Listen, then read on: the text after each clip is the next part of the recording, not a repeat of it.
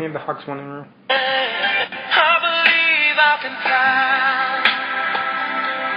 Welcome back, sports fans. The Sports Talk is McKimmie. This is Diamond Dave along with the Zen Master Mike Hemme. And speaking about flying, Mike, the Atlanta Hawks right now in the NBA are flying high, currently at 37-8, and have a 7.5 game in the Eastern Conference right now. Clearly the class of the Eastern Conference, Mike. Are the Atlanta Hawks for real? You know, Dave, I don't know. We look out in the East, and of course everybody wants to talk about Cleveland. We take a look at Miami and look at what happened since LeBron left. They've gone straight down the tubes. We look at Cleveland, and they've seemed like they've started to gain some momentum of late. But, I mean, who would expect this from the Atlanta Hawks? And I kind of like to see it because I like to see another team, you know, that we haven't seen in a while come out of the East. And the Hawks really haven't had much of a history of success. I don't think it matters in the end because I think the representative from the West is going to be the NBA champion, Dave. Well, the Hawks now have won 16 straight, and it seems like, you know, they just continue to win in low-key style. I mean, it's like they've really just kind of snuck up on everyone. At the beginning of the year, it was all about LeBron, all about the Cavaliers. The Cavaliers were just in complete dysfunction. Of course, since LeBron comes back, they've now won 16 in a row. But, you know, the Atlanta Hawks just seem to be playing so well as a team, whereas earlier in the year, the conference favorite, the Cleveland Cavaliers, and even the Chicago Bulls are just not really gelling right now as the Hawks have a 7.5 game lead on the number 2 team in the conference. The Bulls right now are running 8.5 games behind the Hawks, and the Cavaliers are a full 12 games behind the Hawks right now. But out of the East, I mean, it's, you know, pretty much from 2 all the way to 7 are all within 9 games of each other. So there's a lot of movement that could happen. There's, you know, the Cavs seem to be getting hot, but right now the Hawks just seem that they're a class above and beyond. But, Mike, for some reason, you know, when I think of the Hawks, you know, for some reason they've had good teams in the past. I think, too, Lenny Wilkens and a lot of the teams that he had with Dominique Wilkins in the 80s and early 90s, they would put off, you know, they'd win 50 games a year. When it came playoff time, they just seemed soft. And to me, for some reason, I feel like this team is also might be a little soft when it comes playoff time in a playoff battled, you know, Cleveland Cavalier team with LeBron James. You know, even if they're not the number 1 seed, I think will give them a whole lot to handle in the East, Mike. Yeah, I think that the lack of playoff experience will probably come back to haunt them.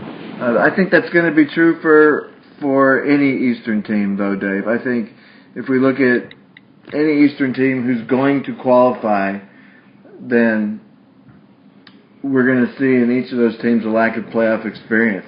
And let's look at the other side. Let's look at the New York Knicks. Oh, my gosh. The Knicks are just a disaster right now, Mike. I mean, Phil Jackson, is he wishing he wouldn't have joined the Knicks? I mean, the New York Knicks right now, 8-37, possibly, you know, if they have another long losing streak, have a chance to have the worst record of all time, 9-73 with the Sixers, and, you know, back in 72-73. And honestly, Mike, I think the Knicks might be able to challenge it. It's just a disaster up there in New York right now. And that's what all the NBA pundits are talking about right now. The question is, are the Knicks the worst team ever? And, you know, at the start of the season, you wouldn't have thought that could have been, you know, the answer to that question could have been yes. The worst team ever? You know, were they going to struggle? Were they going to make the playoffs? Those legitimate questions. But the worst team ever? There's enough talent on that team where you figure that they should be able to get a few wins, especially considering they're in the weak East. But we look out west, Dave, and we see a totally different atmosphere. It's not an atmosphere of a lack of playoff experience and a lack of winning percentages. We see the total opposite. Well, Mike, right now, of course, in the West, you have the the Warriors that are 35-6, but, you know, all the way from 1 all the way to number 7, there's only 8 games dividing the top 7 teams in the playoffs, and you're looking at a Suns team in number 8 that's 26-20 that would actually put them number 3 in the Eastern Conference. They are on fire right now too, Dave. But, you know, of course, a lot of talk this year going in early in the year was, you know, the Clippers, the Warriors, and even the Spurs. The Spurs have, you know, at 29-17, it looks like they are starting to finally show some age, and the Warriors right now are just, Steve Kerr has just got that bunch. You know, I bet you he's glad he didn't take the job in New York and ended up going to Golden State, Mike. Yeah, they are hitting on all cylinders. And, of course, the other night, Klay Thompson reeling off an NBA record 37 points in one quarter. How do you do that? How do you score 37 points in one quarter? Well, you hit 9 threes. You hit all 13 of your shots, and you hit your free throws, all of your free throws. 37 points in 12 minutes. Well, I'll tell you, Mike, right now the Warriors are on pace to win 70 games right now. That's going to be hard for them to maintain over the entire course of a year, but they're just hitting on all cylinders. Right now, honestly, I don't see anyone beating the Golden State Warriors out of the West. I think they're just a class above right now. I have not seen any chinks in the armor. Their defense has just improved immensely under Steve Kerr, along with their offense. It just seems like they're really gelling, and for the first time since, you know, probably Chris Mullin and the Don Nelson days, the Warriors are a contender out in the West. And I would say this while we're talking about the NBA, you know, at 500, and finally with their 2 superstars back, I wouldn't count out the Thunder. Yeah, the Thunder can be a sleeper. I mean, if they sneak in, let's say at number 8 or number 7, they're going to give the Warriors or Grizzlies or Trailblazers all they can handle.